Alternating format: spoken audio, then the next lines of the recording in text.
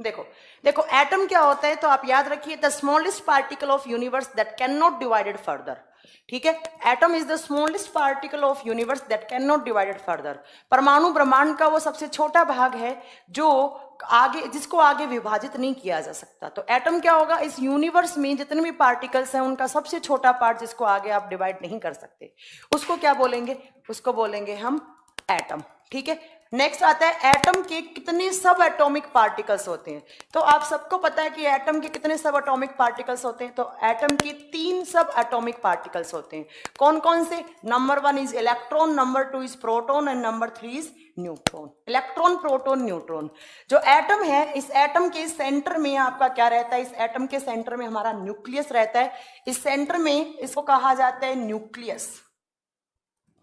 अरे भैया, हमें इतने डिजिटल बोर्ड की आदत नहीं है, सब रब हो गए। हम पढ़ा रहे थे, ये सारा क्लीन हो गया। चलो वापस लिखते हैं। मैम, सीजीएल में साइंस का वेटेज कितना होता है? मोहम्मद अरशद, सीजीएल में 3 क्वेश्चन 4 क्वेश्चन बायो के मिलेंगे, 1 से 2 क्वेश्चन केमिस्ट्री के मिलेंगे, 1 से 2 फिजिक्स के मिलेंगे।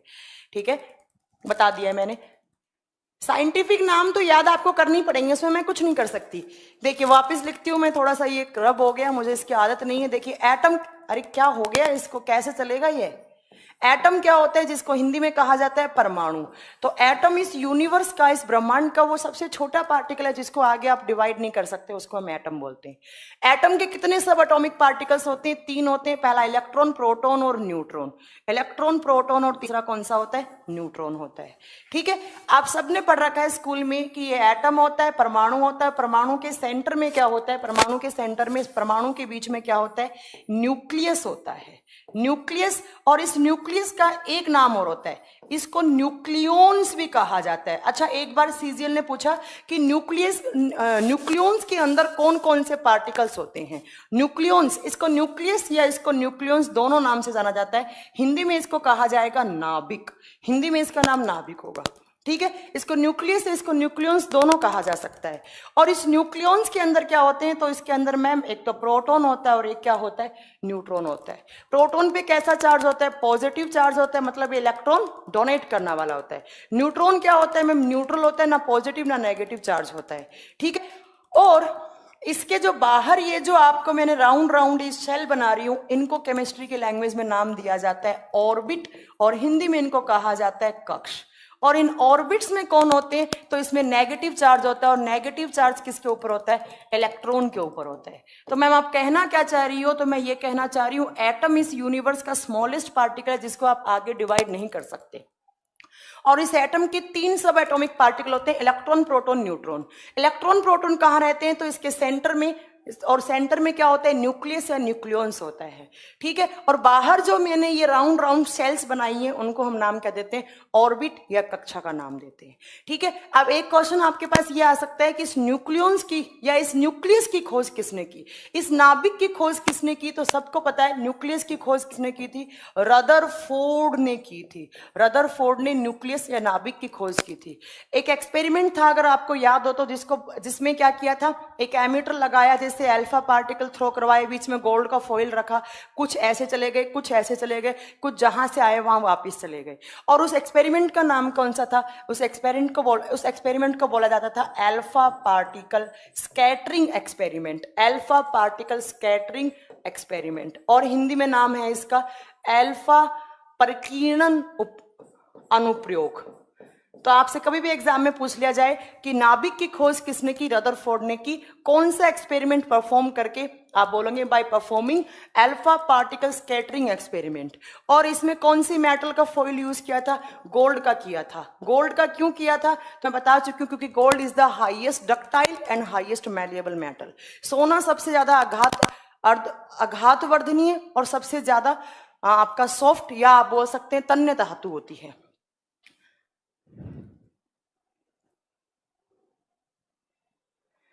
क्या बोल रहे हैं संदीप? बायोलॉजी का मांगा था, नहीं देना तो बोल देती। बोल देती कैसे बात कर रहे हो आप टीचर से? बोल देते बोला जाता है टीचर को। अब आपके पास नहीं है, हम कहीं और से मांग मैनेज कर लेंगे। अरे तो आप कर लीजिए मैनेज। रेडियो एक्टिविटी सर पढ़ा गए हैं मोहम्मद अरशद, फिजिक्स वाले सर पढ़ा गए हैं रेडियो एक्टिविटी। ठीक है, देखो रवि सर ने बता दिया है रेडियो एक्टिविटी, तुम लोगों को ये भी नहीं पता होता क्या पढ़ाया किसने पढ़ाया। ठीक है, तो याद रखिएगा कि रदरफोर्ड जी ने किसकी खोज की थी, तो न्यूक्लियस की और कौन सा एक्सपेरिमेंट परफॉर्म करके, तो आप बताएंगे alpha particle scattering experiment. Clear है। अब देखो ये जो न्यूक्लियस के बाहर ये जो मैंने आपको बनाई है राउंड राउंड सेल्स, जिनको नाम क्या दिया जाता है, जिनको हम नाम क्या देते हैं, जिनको नाम देते हैं हम ऑर्बिट या कक्ष का नाम देते हैं। ठीक है, देखिए ये आपका एटम का न्यूक्लियस, ये मैंने आपका न्यूक्लियस बना दिया, एन लिख दिया, और इसके बाहर ये जो मैंने शेल्स बनाई हैं इसको केमिस्ट्री में नाम देते हैं हम क्या, तो इसको केमिस्ट्री में हम नाम देते हैं ऑर्बिट। अब क्वेश्चन आता है कि कितनी सेल्स होती है न्यूक्लियस के बाहर, वैसे तो कितनी भी हो सकती है, डिपेंड करता है किसका आपने एटम लिया है। ठीक है, देखिए ये जो न्यूक्लियस के सबसे पास वाली ऑर्बिट होती है इसका नाम होता है के शेल, के शेल बोल सकते हैं, या आप इसको बोल सकते हैं, हाँ एटम से भी छोटा होता है, मैं बता देती हूं, एटम से छोटा नहीं, आपने गलत लिख दिया, एटम से छोटा नहीं, इलेक्ट्रॉन प्रोटॉन न्यूट्रॉन से छोटे पार्टिकल भी, अभी तो आपने पढ़ा होगा जो नासा की एक थ्योरी आई थी, जो आर्टिकल आया था कि भाई इलेक्ट्रॉन प्रोटॉन न्यूट्रॉन से भी छोटे पार्टिकल एग्जिस्ट करते हैं, जिनका नाम क्या होता है, जिनको बोला जाता है क्वार्क, जिनका नाम होता है क्वार्क। और जब एक क्वार्क दूसरे क्वार्क से मिलता है तो ये बनाते हैं प्रोटॉन, या एक क्वार्क दूसरे क्वार्क से मिलता है तो ये बनाते हैं न्यूट्रॉन। आपको इतना नहीं पढ़ना है, आपके सिलेबस में नहीं है, फिर मैं आपको जनरल नॉलेज के लिए बता देती हूँ कि आज तक हम मानते थे, अभी तक हम मानते थे कि जो एटम है उसके सब atomic particle electron proton neutron होते हैं, बट अब तो इसको क्या बोल, वेजिटेबल में हाइड्रोजनेशन की कौन सी रिएक्शन, हाँ तो अब क्या बोलने लग गए कि इलेक्ट्रॉन प्रोटॉन न्यूट्रॉन से भी छोटे पार्टिकल एग्जिस्ट करते हैं एटम के अंदर, और जिनका नाम क्या होता है क्वार्क। जब दो क्वार्क आपस में मिलते हैं तो वो प्रोटॉन या न्यूट्रॉन का निर्माण करते हैं। ठीक है, हाँ आज क्लास एंड होगी बिल्कुल। देखिए तो ये जो न्यूक्लियस के पास में शेल होती है इसको कहा जाता है के, उसके बाद आती है एल, उसके बाद आती है एम, और उसके बाद आती है एन। ठीक है, ये बात आपको याद रखनी है। ठीक है, के एल एम एन। ठीक है, जब के और इन शेल्स में कौन रहते हैं, तो इनमें इलेक्ट्रॉन्स रहते हैं, ये तो कोई बताने वाली बात ही नहीं, आपको पता ही है इलेक्ट्रॉन्स रहते हैं। अब एक बात याद रखना, जब लोअर एनर्जी वाली शेल से हाई एनर्जी वाली शेल में, या आप इसको ये याद रखो, न्यूक्लियस के पास वाली सेल से अगर कोई भी इलेक्ट्रॉन के से एल में जाना चाहता है तो इस इलेक्ट्रॉन के पास एनर्जी, उसको एनर्जी की रिक्वायरमेंट होगी, उसको एनर्जी की रिक्वायरमेंट होगी, ऊर्जा की रिक्वायरमेंट होगी। बट अगर कोई भी इलेक्ट्रॉन एन शेल में है, एन ऑर्बिट में, अगर वो एम में आएंगे तो वो एनर्जी क्या करेंगे, रिलीज करेंगे। तो मैं कहना, अरे पॉलीमर पढ़ा दिया है तुम लोग यार, तुम लोगों को ये नहीं पता होता तुम्हें मैम ने क्या पढ़ाया है क्या नहीं पढ़ाया है, क्या तुम एग्जाम में करोगे यार।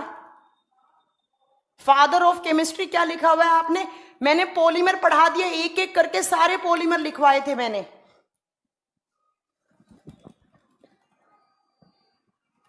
तुम लोगों को अभी तक बैच खत्म होने को आ गया, लास्ट क्लास है, तुम्हें ये नहीं पता लग रहा है मैम ने पढ़ाया क्या है, बस तुम्हें टीचर में कमियां निकालनी है।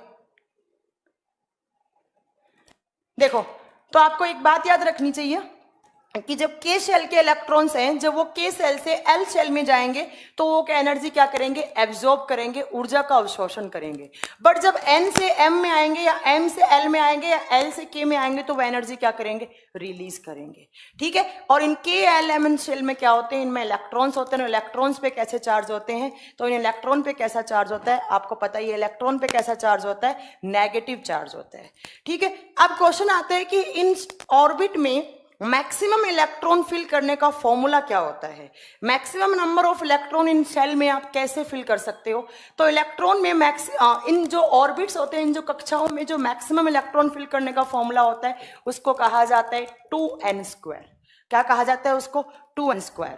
यहां पर n क्या है, ध्यान से सुनना, n होता है नंबर ऑफ ऑर्बिट, n क्या होता है, नंबर ऑफ ऑर्बिट, और हिंदी में क्या होगा, कक्षों की संख्या या कक्ष की संख्या। n क्या है, नंबर ऑफ ऑर्बिट, जितने भी नंबर की शेल है, जैसे k क्या होती है, एक नंबर की, देख लीजिए सुन लीजिए ध्यान से, k एक नंबर वाला ऑर्बिट होता है, l 2 नंबर वाला होता है, m 3 नंबर वाला है, n वाला 4 नंबर वाला है। तो नंबर ऑफ ऑर्बिट्स क्या होते हैं, n को रिप्रेजेंट करते हैं। एक बार सीजीएल ने पूछा कि यहां पर n² क्या है, ये जो n² क्या है, कोई बता सकता है मुझे n² क्या होता है, जल्दी बताइए एन स्क्वायर क्या होता है, कोई बता सकता है? हाँ, एन स्क्वायर होता है number of orbitals, number of orbitals, number of orbitals को कहा जाता है एन स्क्वायर, और हिंदी में इसको कहा जाएगा कक्षकों की संख्या। ये कक्ष है, ये कक्षकों की संख्या। एक्चुअली कुछ भी नहीं है, इस मॉडल को कहा जाता था 2D मॉडल और इसको कहा जाता था 3D मॉडल। एन यहाँ पर रिप्रेजेंट करता है जितने नंबर की शेल है, जितने नंबर का ऑर्बिट है, उसको एन कहा जाता है। और एन स्क्वायर फिर आगे चल के 3D मॉडल आ गया था SPDF वाला, ये KLMN वाला था। ठीक है, तो याद रखना यहाँ पर एन स्क्वायर का मतलब है नंबर ऑफ ऑर्बिटल्स और एन का मतलब है नंबर ऑफ ऑर्बिट। ठीक है, अब देखिए इनमें मैक्सिमम इलेक्ट्रॉन कैसे फिल कर सकते हो आप याद रखिएगा। के एक नंबर की शेल होती है, तो इस के में कितने इलेक्ट्रॉन आ सकते हैं मैक्सिमम? तो आप फॉर्मूला लिख दो 2 × 1, 2 एन स्क्वायर। तो एन की जगह क्या आ जाएगा? नंबर ऑफ ऑर्बिट, और जो के है उसमें उसका नंबर ऑफ ऑर्बिट कितना होता है? कौन सा है वो? एक नंबर वाला ऑर्बिट। तो आप जब यहाँ पर 2 × 1 का स्क्वायर करेंगे तो यहाँ पर कितना आएगा? 2 आएगा। तो के में मैक्सिमम इलेक्ट्रॉन कितने फिल कर सकते हैं आप? 2। ऐसे ही आप एल का निकाल लो, एल में कितने आएंगे? 2 नंबर वाला ऑर्बिट है, तो 2 × 2 का स्क्वायर कितना हो जाएगा? यहाँ पर कितने आएंगे? 8 आएंगे। पता ही है, जब 3 को रखेंगे तो यहाँ कितना हो जाएगा? 18 हो जाएगा। और जब एन 4 नंबर लिखेंगे तो यहाँ पर कितना हो जाएगा? 32, 32 हो जाएगा। तो कहने का मतलब मैम ये कहना चाह रही हैं आपको कि इन शेल के अंदर, इन ऑर्बिट के अंदर जो मैक्सिमम इलेक्ट्रॉन ऑफ फिल कर सकते हैं वो किस फॉर्मूले के थ्रू कर सकते हैं? तो आपको बताना है किस फॉर्मूले के थ्रू? 2n स्क्वायर फॉर्मूले के थ्रू। n क्या है? Number of orbit. ये 2D मॉडल में था, आगे चलकर SPF वाला आ गया जिसको 3D मॉडल बोलते हैं, और जिसके अंदर अरे भैया ये बड़ा बड़ा छोटा वोटा कहाँ से हो जाता है, हमें तो समझ में भी नहीं आ रहा इतना हमें पढ़ाने का।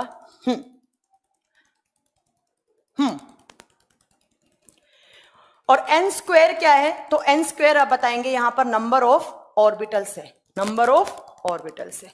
ठीक है, देखिए तो k में मैक्सिमम कितने इलेक्ट्रॉन आ सकते हैं आप बताएंगे? 2। l में कितने आ सकते हैं? 8। m में कितने आ सकते हैं? 18। और n में कितने आ सकते हैं? 32। किस फॉर्मूले के थ्रू? 2n स्क्वायर में। ठीक है, इतनी बात आपको याद रखनी है। मैम आपसे इतना केमिस्ट्री करा दिया है, घटना चक्र से कोई भी क्वेश्चन आउट नहीं हो रहा। अरे वाह, प्रशांत त्यागी फ्रॉम मोदी नगर, ओके, बहुत बढ़िया लगा हमें सुनकर। Offline and just want to say thanks because of your class I score 25 out of 30। Pritam Singh thank you so much. मतलब जब बच्चे टीचर की इतनी तारीफ करते हैं और ये सेंटेंस बोलते हैं कि हमारे एग्जाम में इतने अच्छे क्वेश्चन हमने कर दिए, तो मतलब दिल ना गदगद हो जाता है टीचर का। किसी ने भी मैम का क्लास नोट्स बनाया बायोकेमिस्ट्री में तो हिंदी में, तो दे दीजिएगा इनको मैम को। अगर किसी ने नोट्स बनाए हैं तो प्लीज मैम को दे दीजिए, मैम या सर जो भी मांग रहे हैं इनको दे दीजिए। देखो उसके बाद एक क्वेश्चन आता है कि सबसे पहले एटॉमिक थ्योरी किसने दी थी? सबसे पहले एटम के बारे में किसने बताया था? बता सकते हैं क्या? जल्दी बताओ। ये कुछ क्वेश्चंस है, बहुत बच्चों वाले क्वेश्चन है, मुझे करवाने पड़ेंगे क्योंकि कुछ बच्चे साइंस बैकग्राउंड से नहीं है। हिंदी में बोलेंगे सबसे पहले परमाणु सिद्धांत किसने दिया था? जल्दी बताइए, एटॉमिक थ्योरी सबसे पहले किसने दी थी? एटॉमिक थ्योरी सबसे पहले किसने दी थी? जल्दी बताइए, एटॉमिक थ्योरी किसने दी थी सबसे पहले? जल्दी बताएं, एटॉमिक थ्योरी किसने दी थी? जल्दी बताइए किसने दी थी? एटॉमिक थ्योरी सबसे पहले दी थी, मैं बता देती हूं अगर आप नहीं बता पा रहे हैं तो, जॉन डॉल्टन ने। जॉन डॉल्टन ने, ठीक है। तो सबसे पहले एटॉमिक थ्योरी के बारे में बताने वाले साइंटिस्ट कौन से थे? तो जॉन डॉल्टन थे। यही आपको याद रखना है, ठीक है।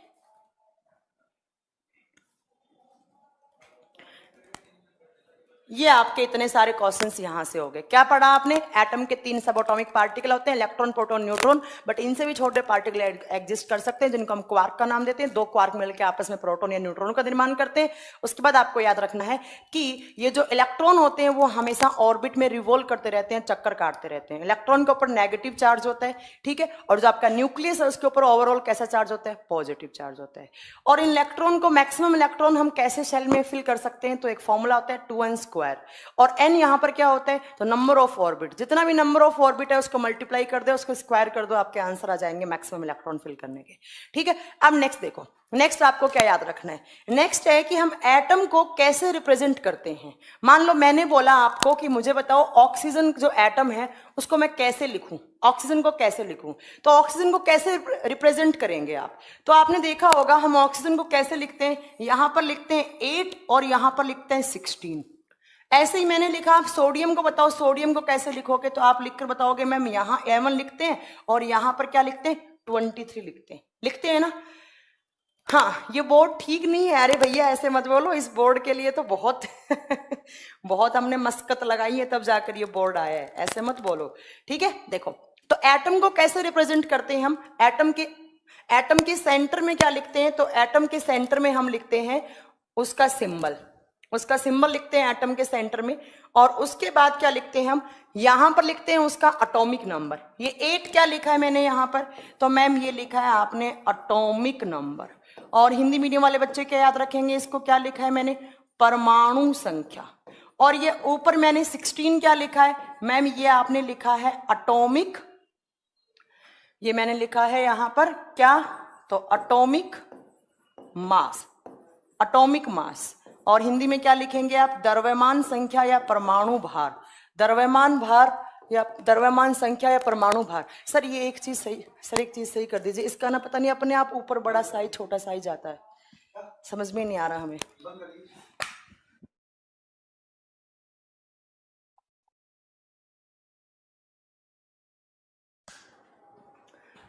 हाँ जी, आइए वापस। मैम आपके टच होने से जूम हो जा रहा है, हाँ मुझे भी ऐसा लग रहा था कि मेरे टच होने से जूम हो रहा है।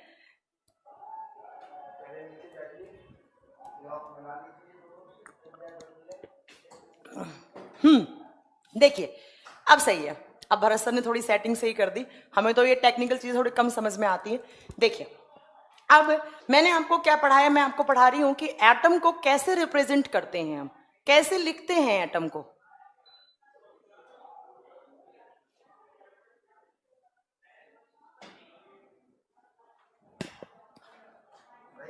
क्या लाइट नहीं है क्या?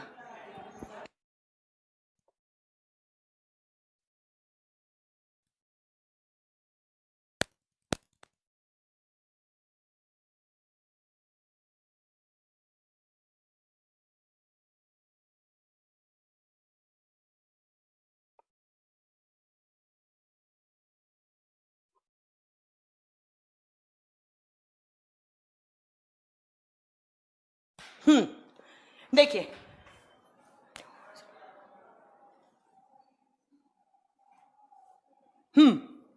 देखिएगा, तो मैंने आपको क्या बताया, तो मैं आपको पढ़ा रही हूं कि एक एटम को कैसे रिप्रेजेंट करते हैं हम।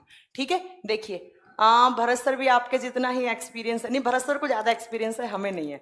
देखिए तो एटम को आपने देखा होगा हम कैसे लिखते हैं, ऑक्सीजन लिखा, ये एटम का क्या होता है सिंबल। ऐसे ही आपने सिंबल लिखा होगा सोडियम का सिंबल क्या होता है Na, ये इनका लैटिन वर्ड है, सोडियम को लैटिन भाषा में Na से लिखा जाता है, तो वहां पर लिखा जाता है। ठीक है, देखिए अब देखिए ऑक्सीजन आपने यहां लिखा होगा 8, यहां पर लिखा होगा 16, और ऐसे ही आपने यहां पर लिखा होगा सोडियम का एटॉमिक नंबर कितना होता है 11, और यहां लिखा होगा 23। पहली बात तो ये 11 क्या होता है, तो ये 11 होता है एटॉमिक नंबर, और जिसको हिंदी मीडियम वाले बच्चे याद रखेंगे, इसको परमाणु संख्या का नाम दिया जाता है। और ये ऊपर वाला क्या लिखा है मैंने, ये लिखा है मैंने एटॉमिक मास, और एटॉमिक मास को क्या कहा जाता है, परमाणु भार का नाम दिया जाता है, परमाणु भार का नाम दिया जाता है। ठीक है, तो एक एटम को कैसे लिखा जाता है मैम, एटम के पैरों में लिखा जाता है उसका एटॉमिक नंबर, और ऊपर क्या लिखा जाता है उसका एटॉमिक मास लिखा जाता है। अब देखिए जैसे मैंने यहां पर लिखा है 8 क्या लिखा है मैंने, ऑक्सीजन का एटॉमिक नंबर लिखा है, और ऊपर मैंने क्या लिखा है, एटॉमिक मास लिखा है। और एटम को नॉर्मल एटॉमिक नंबर का सिंबल क्या बताया था मैंने, आप सबको याद होगा एटॉमिक नंबर को किससे लिखा जाता है, ये आरआरबी ने पूछा भी था कि एटॉमिक नंबर का सिंबल क्या और एटॉमिक मास का सिंबल क्या है। जल्दी बताइए एटॉमिक नंबर का सिंबल क्या होता है, जल्दी से बताइए एटॉमिक नंबर का सिंबल क्या होता है, जल्दी बताइए एटॉमिक नंबर का सिंबल क्या होता है और एटॉमिक मास का क्या होता है, जल्दी बताएं, उसके बाद ही मैं आगे क्लास स्टार्ट करूंगी क्योंकि मैं पढ़ा चुकी हूं आपको। Ma'am please help anti selection में ब्रिंग ए क्लासेस कोर्स, हाँ एक क्रैश कोर्स लाने वाले हैं हम, डोंट वरी। देखिए एटॉमिक नंबर को मैं बता देती हूँ, अगर आप नहीं बता रहे हैं तो एटॉमिक नंबर का सिंबल क्या होता है Z, और एटॉमिक मास का सिंबल क्या होता है A। तो एक कॉमन एटम को हम कैसे रिप्रेजेंट करते हैं, हम एटम को X के नाम से लिखते हैं, एटम को हम X के नाम से लिखते हैं, और यहां पर उसका एटॉमिक नंबर Z से लिखते हैं, और यहां पर उसका एटॉमिक मास A के नाम से लिखते हैं। ठीक है, ये बात आपको याद रखनी है। अब नेक्स्ट देखिए आपका यहाँ पर क्या है, नेक्स्ट आपको पढ़ना है कि प्रोटॉन इलेक्ट्रॉन कैसे निकाले जाते हैं। ये मैंने आपको नहीं बताया था शायद, आज बता देती हूँ मैं आपको कि एक एटम की न्यूक्लियस से प्रोटॉन न्यूट्रॉन का कैसे पता लगता है। सबसे पहला है आपका एटॉमिक नंबर, एटॉमिक नंबर, और इसको हिंदी में कहेंगे परमाणु संख्या। हिंदी में क्या कहेंगे इसको, परमाणु संख्या। देखो एटॉमिक नंबर क्या होता है, जिसको हम जेड से डिनोट करते हैं, एटॉमिक नंबर होता है नंबर ऑफ प्रोटॉन। ध्यान से सुनना, ये थोड़ा सा कॉन्सेप्ट अच्छा है। नंबर ऑफ प्रोटॉन, किसी भी एटम के सेंटर में जितना नंबर ऑफ प्रोटॉन है वही उसका एटॉमिक नंबर होता है, वही उसका परमाणु संख्या होता है। बट यहां पर एक सब कंडीशन और आती है, ये एटॉमिक नंबर है वो कभी कभी इक्वल होता है नंबर ऑफ इलेक्ट्रॉन के, नंबर ऑफ इलेक्ट्रॉन के। बट कब होगा, जब वो एटम क्या होगा, जब वो एटम न्यूट्रल होगा, जब वो एटम क्या होगा, न्यूट्रल होगा। ठीक है, देखिए नंबर ऑफ इलेक्ट्रॉन के इक्वल कब होगा, जब वो न्यूट्रल होगा। और न्यूट्रल का मतलब क्या होता है, उदासीन, और उदासीन का मतलब क्या होता है, उसके ऊपर कोई भी चार्ज नहीं होना चाहिए। मैं आपको क्या बताना चाह रही हूं, समझ लीजिए ध्यान से। मैंने बोला एटॉमिक नंबर क्या होता है, नंबर ऑफ प्रोटॉन। किसी भी एटम के, किसी भी परमाणु के न्यूक्लियस में, ये न्यूक्लियस है, इस न्यूक्लियस के अंदर जितना नंबर ऑफ प्रोटॉन होगा वही क्या होगा, उसका एटॉमिक नंबर, उसका परमाणु संख्या होगा। बट कभी कभी एटॉमिक नंबर इक्वल होता है नंबर ऑफ इलेक्ट्रॉन के। कब होगा, वहां पर कंडीशन क्या होनी चाहिए, तो वहां पर कंडीशन क्या होनी चाहिए, कब होगा वो, जब वो एटम क्या होना चाहिए, वो न्यूट्रल होना चाहिए। न्यूट्रल का मतलब क्या है, उस पर चार्ज नहीं होना चाहिए, ना उस पर पॉजिटिव चार्ज होना चाहिए, ना उस पर नेगेटिव चार्ज होना चाहिए। तो उस एटम के जो इलेक्ट्रॉन है, तो उस एटम के जो इलेक्ट्रॉन है वो किसके इक्वल होते हैं, तो उस एटम के इलेक्ट्रॉन उसके एटॉमिक नंबर के इक्वल होते हैं, उसके एटॉमिक नंबर के इक्वल होते हैं। ठीक है, आप देखिए, जैसे मैं आपको एक एग्जांपल बताती हूं, आपको मैं एक एग्जांपल बताती हूं। भैया ये इतनी टेक्नोलॉजी हमारे बस की होती तो बात ही क्या थी। देखिए जैसे मैंने आपको एक एग्जांपल बताया, क्या एग्जांपल दे रही हूं मैं आपको, यहां पे ध्यान से समझिएगा। मैंने यहां पर एग्जांपल लिया है,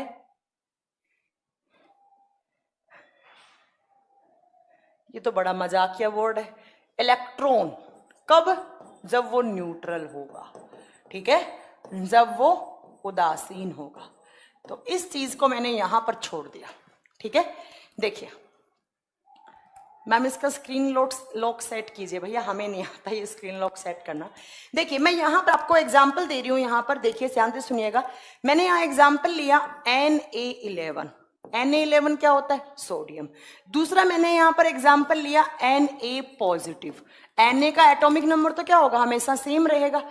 थर्ड मैंने यहाँ पर एग्जांपल लिया ऑक्सीजन 8, और उसके ऊपर मैंने चार्ज दिखा दिया 2-। ऑक्सीजन 8 और उसके ऊपर मैंने चार्ज दिखा दिया 2-। देखिएगा ध्यान से समझिए।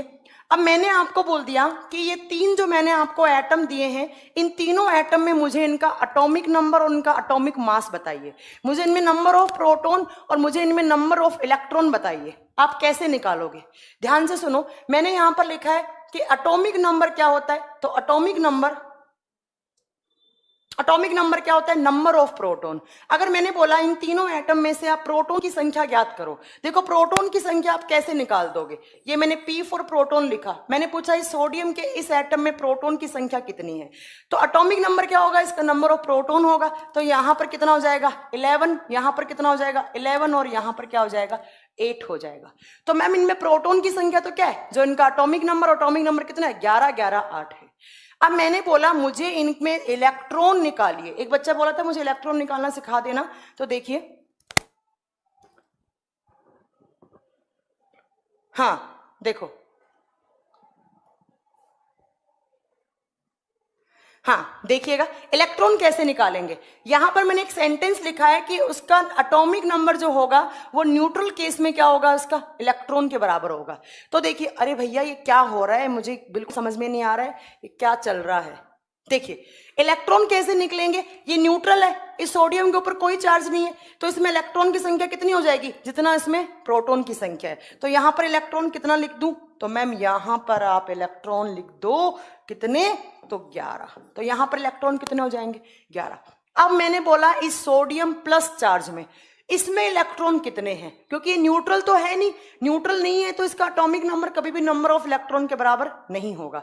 तो अब आप कैसे निकालोगे, तो देखिए ध्यान से, यहां पर आपको कैसे निकालना है, सोडियम 11 तो क्या हो गए इसके अंदर प्रोटॉन हो गए, तो यहां पर मैंने लिखा 11 इसके प्रोटॉन लिखे। यहां पे चार्ज कैसा है, पॉजिटिव, प्लस है, और जब कोई भी प्लस माइनस होता है तो उसको हम क्या वैल्यू लेते हैं, इसको 1 लेते हैं। तो जितना चार्ज उस एटम के ऊपर लिखा हुआ है उसको रिवर्स कर दो, उसको रिवर्स कर दो, ये पूरा ही रिवर्स हो गया। अब हम कैसे पढ़ाएं, कैसे पढ़ाऊं मैं, ये तो बहुत जान ले ली इस बोर्ड ने। चलो लास्ट टाइम ट्राई करते हैं, थोड़ा डिस्टेंस बना के रखती हूँ, शायद ज़्यादा ये कैप्चर कर रहा है। देखिए यहां से इलेक्ट्रॉन कैसे निकालेंगे, इसमें प्रोटॉन की संख्या कितनी होगी, 11, इसके ऊपर चार्ज कैसा है, पॉजिटिव चार्ज है।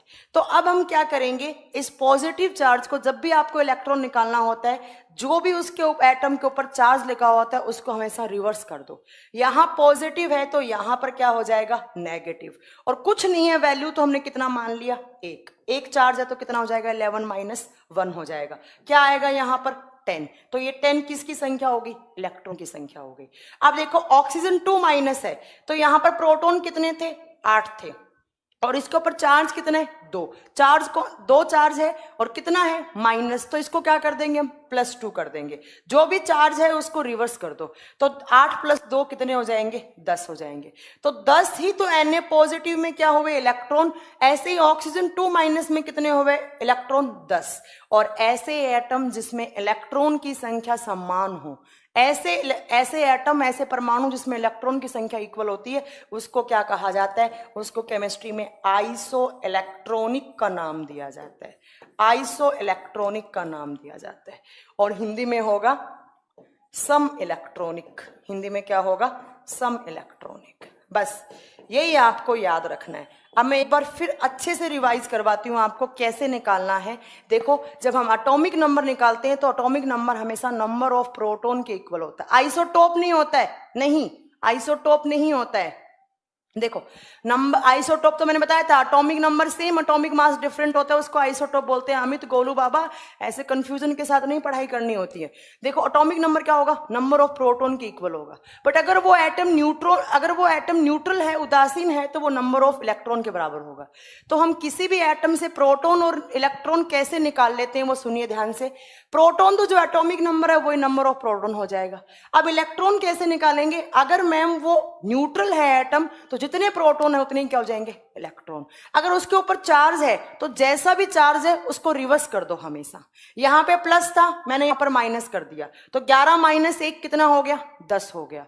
तो यहां पर इलेक्ट्रॉन की संख्या कितनी आ गई, 10। ऐसे मैंने ऑक्सीजन 2 माइनस करा, तो यहां पर कितना चार्ज, पार्टिकल्स कितना चार्ज कितना है, 2, और चार्ज कौन सा लगा हुआ है, यहां पर साइन कौन सा लगा हुआ है, नेगेटिव। इसका रिवर्स करूंगे तो क्या हो जाएगा, पॉजिटिव। तो 8 + 2 क्या हो जाएगा, 10। तो 10 ही ऑक्सीजन 2 माइनस में इलेक्ट्रॉन होंगे और 10 ही Na पॉजिटिव में होंगे। तो ऐसे एटम जिसमें इलेक्ट्रॉन की संख्या इक्वल होती है उसको क्या कहा जाता है, आइसो इलेक्ट्रॉनिक। सब गायब हो गया, आइसो इलेक्ट्रॉनिक का नाम दिया जाता है, सम इलेक्ट्रॉनिक का नाम दिया जाता है, सम इलेक्ट्रॉनिक का नाम। तो एक कॉन्सेप्ट आपका ये क्लियर हो गया, ठीक है। चलो ये आप याद कर लेंगे, ठीक है। अब दूसरा देखते हैं हम, एटॉमिक मास। दूसरा आता है हमारा यहां से एटॉमिक मास। एटॉमिक मास क्या होता है, तो सम ऑफ P + N। दूसरा हमने यहां पर लिखा एटॉमिक मास, और हिंदी में याद रखना इसको कहा जाता है परमाणु भार या परमाणु द्रव्यमान। एटॉमिक मास का सिंबल क्या होता है, A। इसको किससे लिखा जाता है, A से लिखा जाता है, ठीक है। एटॉमिक मास क्या होता है, सम ऑफ P + N। प्रोटॉन और न्यूट्रॉन के सम को हम क्या देते हैं, एटॉमिक मास का नाम देते हैं। किसी भी एटम के न्यूक्लियस में जितना नंबर ऑफ प्रोटॉन और न्यूट्रॉन होगा उसको क्या कहेंगे हम, एटॉमिक मास कहेंगे। अब आपसे पूछा जाए कि किसी भी एटम में किसी भी एटम में हम न्यूट्रॉन की संख्या कैसे ज्ञात करें? प्रोटॉन इलेक्ट्रॉन तो बता दिया मैंने, न्यूट्रॉन कैसे ज्ञात करें? देखो मैंने एग्जांपल वापस आपका यही ले लिया, सोडियम 1123 ले लिया। तो सोडियम में मैंने प्रोटॉन कितने बताए थे? इसके अंदर 9 प्रोटॉन, जो एटॉमिक नंबर होगा वही तो प्रोटॉन होगा। ठीक है, अब यहां से आप बोलो मैम न्यूट्रॉन कैसे निकालेंगे? तो जो बड़ी वाली आपकी संख्या है उसे छोटी संख्या माइनस कर दो। जब 23 माइनस 11 करेंगे तो कितना बचेगा? 12। तो यहाँ पे न्यूट्रॉन कितना होगा? तो आप बताएंगे यहाँ पर न्यूट्रॉन की संख्या कितनी आएगी? 12 आएगी। बस ऐसे ही निकाले जाते हैं एटॉमिक नंबर और एटॉमिक मास। अब कभी कभी एग्जाम में क्वेश्चन पूछ लिया जाता है कि एटॉमिक नंबर और एटॉमिक मास में रिलेशन क्या होता है?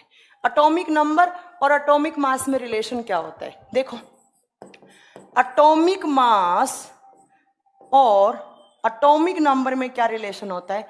तो पहला ग्रेटर देन, और ये ग्रेटर देन, और ये हो सकता है equal. Atomic mass greater than भी हो सकता है और इक्वल हो सकता है किसके? एटॉमिक नंबर के। आप इस रिलेशन को हमेशा याद रखिए। ग्रेटर देन तो होगा ही होगा हमेशा, एटॉमिक मास ज्यादा होगा, बट ये इक्वल किसके केस में होता है? या हाइड्रोजन के केस में क्या होता है? इक्वल। कैसे? आपने पढ़ा होगा हाइड्रोजन का एटॉमिक नंबर भी क्या होता है? 1, और हाइड्रोजन का एटॉमिक मास भी क्या होता है? 1। तो मैम एटॉमिक मास जो होता है वो एटॉमिक नंबर से बड़ा भी हो सकता है और इसके इक्वल भी हो सकता है। तो इन दोनों में रिलेशन क्या होता है? ये। बट इक्वल कब होगा? एक ही केस में होगा। कब? हाइड्रोजन के केस में। बाकी हमेशा एटॉमिक मास एटॉमिक नंबर से क्या होगा? बड़ा होगा। ये बात आपको याद रखनी है, ठीक है? पहली बार क्लास ले रहा हूं। चलो अब देखो, नेक्स्ट आपका एक छोटा सा चैप्टर मैं और लेती हूं, इलेक्ट्रॉनिक कॉन्फ़िगरेशन। जिन बच्चों को नहीं लिखना आता है वो देख लीजिए इलेक्ट्रॉनिक कॉन्फ़िगरेशन कैसे लिखा जाता है। नेक्स्ट मैंने यहां पर लिखा है इलेक्ट्रॉनिक कॉन्फ़िगरेशन, और हिंदी में बोला जाता है इसको इलेक्ट्रॉनिक विन्यास। हिंदी में इसको कहा जाता है इलेक्ट्रॉनिक विन्यास। देखो कैसे लिखा जाता है, और शॉर्ट फॉर्म में इसको लिखा जाता है E.C, electronic configuration. Electron fill कैसे किए जाते हैं? इन ऑर्बिट्स में। अभी मैंने आपको एक चीज बताई कि ये है K, ये है L, ये है M, ये है N। ये सब क्या होते हैं? ये ऑर्बिट होते हैं। किसी भी एटम के बाहर जो सर्कुलर पाथ देखते हैं हम उनको ऑर्बिट बोलते हैं। K में मैक्सिमम इलेक्ट्रॉन कितने आते हैं? 2। इसमें कितने? 8। इसमें कितने? 18। और इसमें कितने? 32। इसको कहा जाता था 2D मॉडल। ये हमने पढ़ा था केमिस्ट्री में, 2D मॉडल। बट अभी आ गया है नंबर और ऑर्बिटल्स के अकॉर्डिंग, कक्षकों की संख्या के आधार पर। नंबर ऑफ जो ऑर्बिटल्स है, ऑर्बिटल्स थ्योरी है, उसको कहा जाता है 3D मॉडल। और इसमें कौन कौन से आते हैं? SPDF ये ब्लॉक आते हैं, SPDF ब्लॉक आते हैं, ठीक है? SPD ब्लॉक आते हैं। Protium, deuterium and tritium, protium, deuterium and tritium, ठीक है? देखिए SPDF। अब इसमें 2D और 3D के बीच में रिलेशन कैसे आपको बताना है, कैसे 3D और 2D आपस में सेम होते हैं, ये आपको चीज देखनी है। आपने सबने पढ़ रखा होगा कि S में मैक्सिमम कितने इलेक्ट्रॉन आते हैं? 2। P में कितने आते हैं? 6। D में कितने आते हैं? 10।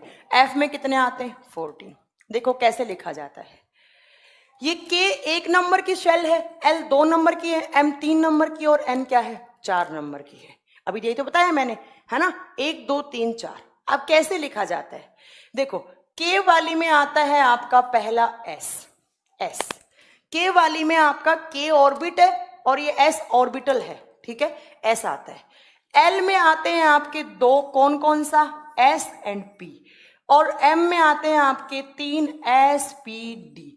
और N में आते हैं आपके 4, कौन कौन से? SPDF। ऐसे ही आपके ये ऑर्बिट है, ये 2D थ्योरी है, और ये आपकी 3D थ्योरी है। ऑर्बिट वाली को 2D मॉडल कहा जाता था और ऑर्बिटल्स वाली को 3D मॉडल कहा जाता था। अब देखिए कैसे लिखा जाता है, आपको कैसे लिखना है इलेक्ट्रॉनिक विन्यास। आपको कुछ नहीं करना है, आपको एक चीज समझनी है। क्या चीज समझनी है? देखिए, ये जो पहली शेल में कौन सा ऑर्बिटल है? S। इस S को मल्टीप्लाई कर दो शेल के नंबर से। देखो जब मैं 1 से s को मल्टीप्लाई करूंगी तो यहां पर क्या लिखा जाएगा, यहां पर आएगा मैम 1s। आप 2 नंबर वाली को यहां पर मल्टीप्लाई कर दो s से, तो क्या आएगा यहां पर 2s, और दूसरा कौन सा आएगा p, तो क्या हो जाएगा 2p। अब 3 को मल्टीप्लाई कर दो इन 3 से, तो क्या आएगा 3s, 3p, 3d, 3f। अब 4 नंबर वाली से अब इसको मल्टीप्लाई कर दो, क्या आएगा 4s, 4p, 4d and 4f। अब आप अपने आप भर लोगे, s में मैक्सिमम कितने आ सकते हैं 2, p में कितने भरोगे, जहां भी p दिखेगा वहां कितने भरोगे 6, जहां भी d दिखेगा वहां कितने भरोगे 10, और जहां भी 14, जहां भी f दिखेगा वहां कितने मैक्सिमम भर सकते हो 14। ठीक है, तो ये आपको याद करना है, करना कुछ भी नहीं है, ये कहीं एग्जाम में नहीं आते, बट जनरल नॉलेज के तौर पे आपको पता होना चाहिए। ठीक है, आपको पता होना चाहिए। एस पी डी एफ, हाँ एनर्जी की बेसिस पे जो एफ है इसको बाद में रख दिया जाता है, ये सिर्फ एनर्जी के अकॉर्डिंग होते हैं, 3f को बाद में रखा जाएगा। हाँ ये एनर्जी की बेसिस पे ऐसे लिखा जाता है आपका इलेक्ट्रॉनिक कॉन्फ़िगरेशन, ये आपको याद रखना है। उसके बाद देखिए नेक्स्ट आपको चीज क्या याद होनी चाहिए, एक केमिस्ट्री में स्टेबिलिटी का रूल होता है, इन एटम्स की स्टेबिलिटी का एक रूल है, इनका एक स्थायित्व का नियम है। स्टेबिलिटी का रूल है जिसको हम कहते हैं ऑक्टेट रूल, जिसको क्या कहते हैं हम ऑक्टेट रूल या अष्टक संख्या का नाम देते हैं।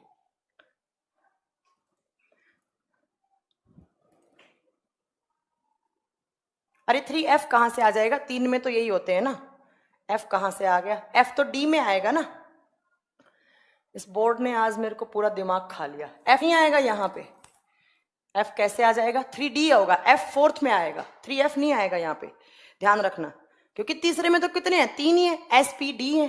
ठीक है, देखिए तो केमिस्ट्री में एक रूल होता है जिसको बोलते हैं ऑक्टेट रूल, और ऑक्टेट रूल क्या कहता है, ऑक्टेट रूल कहता है कि हाइड्रोजन और हीलियम की आउटर सेल में कितने इलेक्ट्रॉन होने चाहिए, 2 इलेक्ट्रॉन होने चाहिए, तभी वो क्या हो सकते हैं, वो स्टेबल एलिमेंट है, वो स्थायी एलिमेंट है। ठीक है, उसके अलावा जितने भी पीरियोडिक टेबल में हमने एलिमेंट पढ़े हैं वो कब स्टेबल होंगे, जब उनकी आउटर सेल में कितने इलेक्ट्रॉन होंगे, 8 इलेक्ट्रॉन होंगे। तो याद रखना हाइड्रोजन और हीलियम की स्टेबिलिटी के लिए कितने इलेक्ट्रॉन होने चाहिए 2, और उनको छोड़कर जितने भी एलिमेंट्स हैं उनकी आउटर सेल में कितने इलेक्ट्रॉन होने चाहिए 8। अगर 8 हैं तो वो स्टेबल हैं। जैसे मैंने आपको पढ़ाई थी, क्या पढ़ाई थी मैंने आपको, बहुत सारी आपको नोबल गैसेस पढ़ाई थी, याद हो तो, और मैंने क्या बताया था इन नोबल गैसेस में, मैंने आपको बताया था इन नोबल गैसेस में कि नोबल गैसेस की आउटर सेल में कितने इलेक्ट्रॉन होते हैं, तो मैंने बताया होगा 8 इलेक्ट्रॉन होते हैं, इसीलिए वो क्या होते हैं, स्टेबल होते हैं। कोई भी एलिमेंट केमिकल बॉन्डिंग कब बनाएगा, केमिकल बॉन्ड कब बनाएगा, जब उसके पास या तो 2 नहीं होंगे या 8 नहीं होंगे। 2 किस केस में, हाइड्रोजन और हीलियम, बाकी सब में कितने होंगे 8। ठीक है, ये आपको याद रखना है, इतनी आपको कुछ बेसिक चीजें याद रखनी थी। अब देखो एक मैंने क्वेश्चन पढ़ा था कि सोडियम कार्बोनेट, वैसे तो मैंने पढ़ाया था, ये कुछ क्वेश्चंस लेकर आई हूं मैं ऐसे ही, आपके जो एग्जाम में कभी ना कभी पूछ ले जाते हैं। सोडियम कार्बोनेट है ना, सोडियम कार्बोनेट का फॉर्मूला क्या होता है, आपको सोडियम कार्बोनेट का फॉर्मूला पूछ रहे हैं तो आपको बताना है Na2CO3, और इसका एक दूसरा नाम होता है, इसको जाना जाता है सोडा एश नाम से भी जाना जाता है, इसको सोडा एस नाम से भी जाना जाता है। और जब सोडियम कार्बोनेट को आप पानी दे दोगे, इसको पानी के साथ रिएक्शन करवा दोगे, तो ये बन जाता है आपका, ये आपका बन जाता है, जैसे ही आपने इसको पानी दिया तो ये बना लेता है Na2CO3.10H2O, और इसको क्या कहा जाता है, Na2CO3.10H2O, इसका नाम होता है वॉशिंग सोडा। ये तो मैंने पढ़ाया था शायद पीछे की क्लास में, वॉशिंग सोडा, और हिंदी में क्या कहा जाता है, इसको धावन सोडा कहा जाता है, वॉशिंग सोडा या धावन सोडा के नाम से जाना जाता है। तो कभी एग्जाम में पूछे सोडा एश क्या होता है, तो आपको बताना है सोडियम कार्बोनेट, सोडियम कार्बोनेट या Na2CO3 को कहा जाता है। बट अगर पूछ ले आपसे कि वॉशिंग सोडा क्या होता है, तो 10H2O वाला फॉर्मूला लेकर चलना है। ठीक है,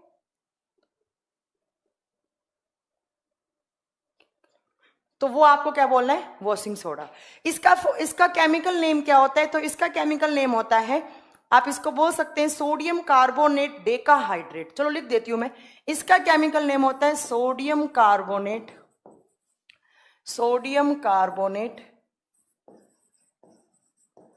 10 को, देखो 10 को बोलते हैं डेका, और पानी को तो बताया ही मैंने क्या बोलते हैं, हाइड्रेटेड बोलते हैं। तो ये इसका क्या होता है केमिकल नेम, किसका, वॉशिंग सोडा का। ठीक है, चलो ये आपको याद रखना है।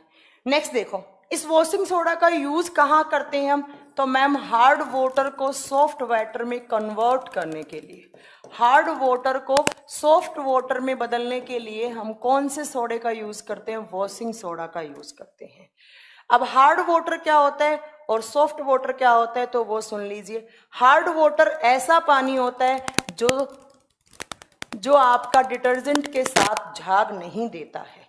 देखो हार्ड वाटर क्या होता है, एक होता है कठोर पानी जिसको खारा पानी नाम देते हैं। हार्ड वाटर कभी भी आपका डिटर्जेंट के साथ आपके लेदर फॉर्म नहीं करता है, झाग नहीं देता है। ठीक है, देखो पानी में हार्डनेस होती है, हार्डनेस किसकी वजह से होती है, तो पानी में हार्डनेस किसकी वजह से होती है, उसके आयंस की वजह से होती है। और पानी में दो टाइप के हार्डनेस होती है, एक होती है परमानेंट हार्डनेस, एक होती है परमानेंट हार्डनेस। ये बहुत बार एग्जाम में क्वेश्चन पूछ लेते हैं, परमानेंट क्या होता है, टेम्परेरी हार्डनेस क्या होता है। तो आपको याद रखना है, हिंदी में याद रखना है स्थायी कठोरता। परमानेंट हार्डनेस क्यों होती है, एग्जाम में बहुत बार क्वेश्चन आता है। तो आपको बताना है कि जो परमानेंट हार्डनेस होती है वो होती है कैल्शियम और मैग्नीशियम के क्लोराइड और सल्फेट आयन की वजह से। कैल्शियम और मैग्नीशियम के क्लोराइड प्लस सल्फेट आयन की वजह से क्या होती है, पानी में परमानेंट हार्डनेस होती है। और परमानेंट हार्डनेस किसकी हेल्प से रिमूव की जाती है, आप बताओगे किसकी वजह से, सोडियम कार्बोनेट डेकाहाइड्रेट, या आप बोल सकते हो वॉशिंग सोडा की वजह से। ठीक है, एक होता है टेम्परेरी हार्डनेस जो पानी को गर्म करने से भी हो सकती है रिमूव, एक आता है टेम्परेरी हार्डनेस और हिंदी में बोलते हैं इसको अस्थायी कठोरता। हिंदी में इसका नाम होता है अस्थायी कठोरता। ये क्यों होती है, तो ये होती है कैल्शियम और मैग्नीशियम के बाइकार्बोनेट आयंस की वजह से। कैल्शियम और मैग्नीशियम के बाइकार्बोनेट आयंस की वजह से होती है। और बाइकार्बोनेट को लिखा जाता है HCO3-। और ये तो पानी को गर्म करके ही भी आप सही कर सकते हो। तो दो चीजें आप याद रखना, अगर कभी भी एग्जाम में क्वेश्चन आए कि सोडा एस क्या होता है, आप बताओगे सोडियम कार्बोनेट। जब इसको पानी में डाल देते हैं तो वो वॉशिंग सोडा या सोडियम कार्बोनेट डेकाहाइड्रेट के नाम से जाना जाता है। और उसका काम क्या होता है, वो हार्ड वाटर को सॉफ्ट वाटर में कन्वर्ट करने में काम आता है, कठोर जल को मृदु जल में कन्वर्ट करने में काम आता है। कठोर जल क्या होता है, तो मैम ऐसा पानी जो डिटर्जेंट के साथ, जो अपमार्जक के साथ झाग नहीं देता है। पानी में जो हार्डनेस होती है वो दो टाइप की हो सकती है, एक टेम्परेरी एक परमानेंट। परमानेंट का मतलब है उसमें कैल्शियम और मैग्नीशियम के क्लोराइड और सल्फेट आयन हो। ठीक है, और टेम्परेरी का मतलब होता है उसमें कैल्शियम और मैग्नीशियम के बाइकार्बोनेट HCO3 आयंस हो। जो टेम्परेरी होती है वो तो नॉर्मल बॉइलिंग से चली जाती है, आप गर्म कर सकते हैं तो वो चली जाएगी। और जो परमानेंट है उसके लिए कौन सा सोडा यूज करेंगे, हम वॉशिंग सोडा यूज करेंगे। बस यही एग्जाम में आपसे क्वेश्चन पूछे जाते हैं, इसलिए मैंने आपको ये बता दिए हैं। ठीक है, एग्जाम में बहुत बार पूछे जाते हैं, इसीलिए मैं आज बता रही हूँ ये क्वेश्चंस।